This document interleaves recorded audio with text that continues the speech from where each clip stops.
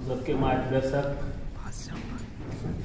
Reddy sir के और गुरु माँ के चरणों में नमन करते हुए मैं अपनी बात शुरू कर रहा हूँ। आज का प्रकरण अनुभव का है और हम सबके बीच स्नेह सिक्त व्यवहार और आत्मीय व्यवहार की धनी अर्चना जी मौजूद हैं। उनके हस्बैंड का अनुभव है और सर उस समय मौजूद थे, उनके सामने की बात है। वो प्रदीप जी, अर्चना जी के हस्बैंड, बैंक में अधिकारी हैं और विगत में थे, दो बार हॉस्पिटलाइज हुए, छुट्टी मिली नॉर्मल होने पे। उस दिन घर पे 4 तारीख को सर से मिलने के लिए, आशीर्वाद लेने के लिए आए थे, लेकिन उस 1 घंटा पहले आने के उनको दिक्कत हो गई और बहुत तकलीफ में वो आए थे, बिल्कुल तड़प रहे थे। गाड़ी से उतरने में भी पकड़ के उनको उतारना पड़ा। उसके बाद सर की हीलिंग हुई, सब लोगों ने सहयोग किया और 2 घंटे 3 घंटे बाद फिर वो नॉर्मल हुए और सवेरे पूरा एनर्जाइज हो गए। मतलब पिछले जो उनके अच्छे स्वास्थ्य का जो समय था उस तरह से। तो उसी दिन 5 तारीख को उन्होंने ये कविता लिखी है, क्योंकि वो लिखते भी हैं, कवि हैं, अपनी कई किताबें लिख चुके हैं। तो उनका ये अनुरोध था कि हमको ये हमारी कविता जो है पढ़ दीजिएगा। तो सर से भी सबसे निवेदन वो किए थे, तो उसी को मैं पढ़ रहा हूँ। उनका अनुभव है। योग प्राण विद्या हीलिंग का अविश्वसनीय चमत्कार एनजे रेड्डी सर की अगुवाई में हुआ साकार।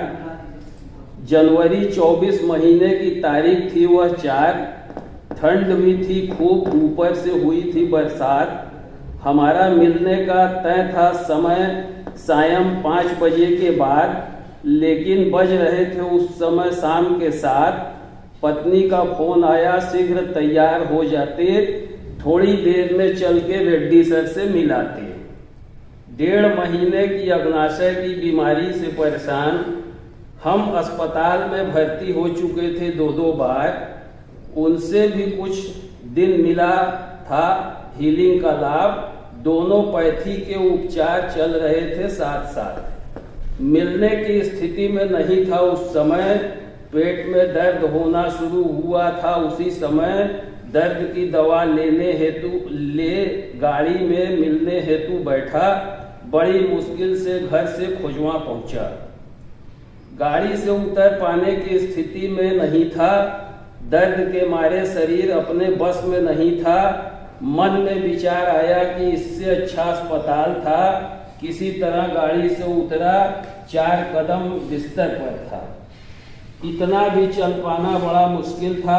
हर कदम 1000 कदम जैसे लगता था। ये दर्द पिछले 2 दर्दों से कतई कम नहीं था। रेड्डी जी के कदमों में था, अस्पताल में नहीं था।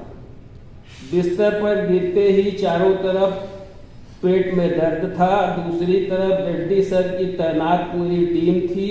एक तरफ असहनीय दर्द, दूसरी तरफ हीलिंग चल रही थी। दोनों तरफ अभूतपूर्व लड़ाई थी। इस बीच पीड़ा कम होने का नाम नहीं ले रहा। अस्पताल जाने का फिर विचार मन में आ रहा। भाई को फोन किया, पहुंचो तुम अस्पताल, हम भी इधर से शीघ्र पहुंच रहे हैं अस्पताल। 10 मिनट बाद आशा की किरण दिखाई पड़ी। असहनीय दर्द में थोड़ी सी कमी महसूस हुई। भाई को फोन लगाया, अभी नहीं जाना, फिर बताएंगे हम अस्पताल कब है जाना। दर्द बढ़ता गया, ग्रुप हीलिंग भी बढ़ती गई। न दर्द हारा, न हीलर हारे, न हिम्मत कम हुई।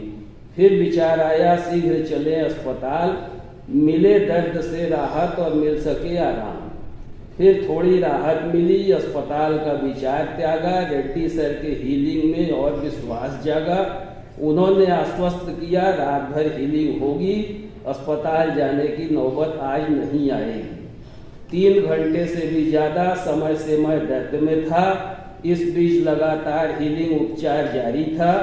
दवा के रूप में दो छोटी बाल्टी में और उसमें नमक जल, हैंड सैनिटाइजर और नीलगिरी का तेल। खाने के नाम पर घूंट घूंट गुनगुना पानी। आधी रात बाद थोड़ी थोड़ी राहत आई।